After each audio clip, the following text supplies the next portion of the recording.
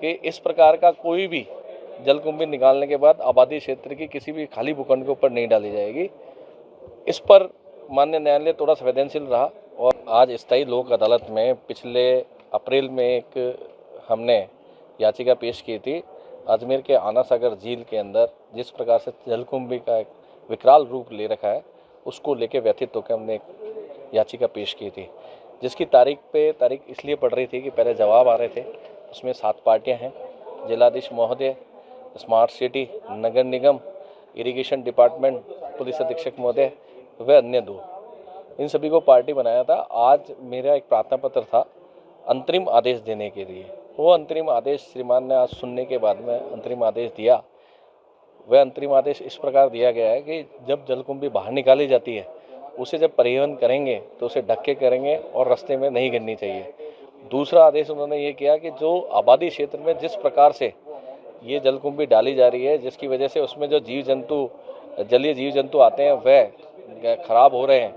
उसकी वजह से बदबू आ रही है, पूरे स्वास्थ्य को नुकसान होने के वो हो सकते हैं। ये सारे आदेश, इन सब बातों को आदेश करते हुए उन्होंने एक आदेश फरमाया कि इस प्रकार का कोई भी जलकुंभी निकालने के बाद आबादी क्षेत्र की किसी भी खाली भूखंड के ऊपर नहीं डाली जाएगी। इस पर माननीय न्यायालय थोड़ा संवेदनशील रहा और कड़क शब्द में जो नगर निगम के एक्शन साहब आए थे, उनकी मौजूदगी में उनसे इस चीज़ के ऊपर, इस प्रोसीडिंग के ऊपर साइन करा के लिए गए और उन्हें साफ रूप से ये कहा गया कि आप इस प्रकार का कोई कृत्य ना करें जिसकी वजह से इन्हें आगे की कार्रवाई करने के लिए आप अग्रसित करें। तो माननीय न्यायालय का इन सब पर फोकस रहा और आगामी तारीख उन्होंने 30 तारीख इस चीज़ को लेकर दी गई है कि अगर इसको बैठकर कोई सॉल्यूशन आमजन के द्वारा भी आता है या नगर निगम या अन्य विभाग के द्वारा भी आता है या हम याचिकाकर्ता द्वारा भी पेश किया जाता है तो उसके ऊपर है। तो मेरे द्वारा याचिका के अंदर प्रेयर नहीं थी,